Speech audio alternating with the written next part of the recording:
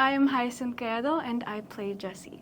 Ako naman po si Gab Lagman as Pipo on Sembrek. And we'll be reading your short horror stories.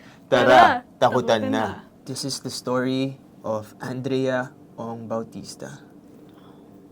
Way back 2007 sa Olongapo, sa burol ng grandmother ko, sa chapel tuwing madaling araw, kakaiba sa pakiramdam kasi may kwento-kwento na may nakikita daw talaga doon.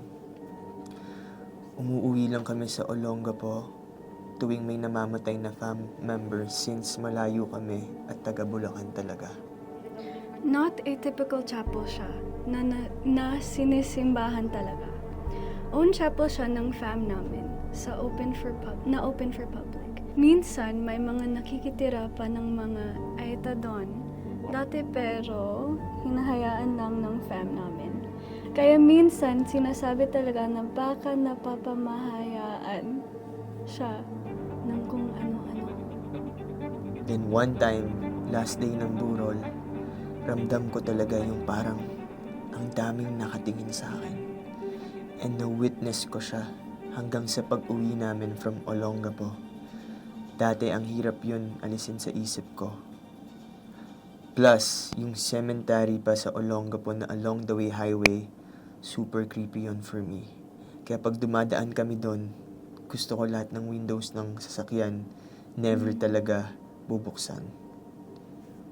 Ayan, naalala ko na naman. Viva kasi! Wow! Pero totoo nga, nakakatakot yung sa Olongapo pag dadaan kayong cemetery kasi nasa side mo yun maraming sa uphill yun, di ba? You've been there. Yeah, pagdadaanan mo. But yeah, that was pretty creepy, pasta. Next one. So this one is from Kate at Solana_Hayab. Share ko lang din yung creepy experience ko before na di ko makakalimutan. Bata pa ako noon. Yung bahay namin, looban siya at sobrang dilim. Yung madadaanan mo papasok, kaya kailangan may dala ka talagang flashlight. Kaya bago maggabi, nasa bahay na ako, di na ako lumabas. Kasi matatakutin nga ako. Pero isang beses, inutusan ako ng lolo ko na mabumili. Kahit takot ako noon, pumayag ako. Sinama ko yung pinsang kong babae. Nung paglabas na kami pupuntang tindahan, nakakaramdam na ako ng kaba pero di ko pinansin. Nagpicture pa kami ng pinsang ko nun. Kahit sobrang dilim, gamit lang namin flashlight. Tapos nagulat kami kasi sa picture namin parang may shadow na dumaan. Tapos, nung pauwi na kami, yun na, tawanan pa kami.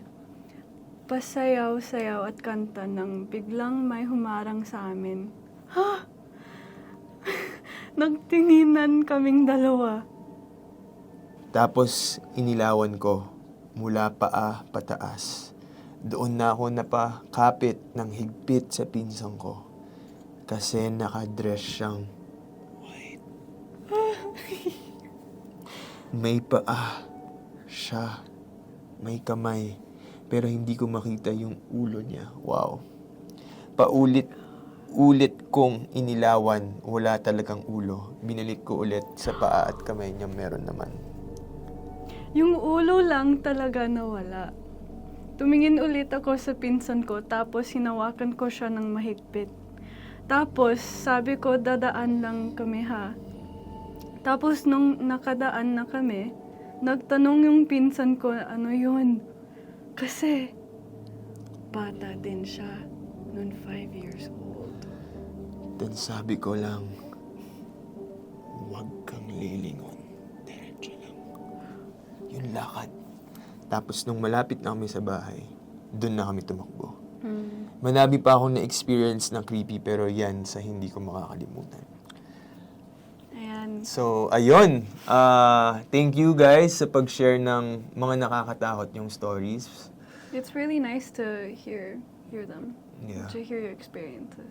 Don't forget to stream Sembreak exclusively on Viva One. Kaya subscribe na for weekly source of takot at kilig sa Viva One. Bida ka dito.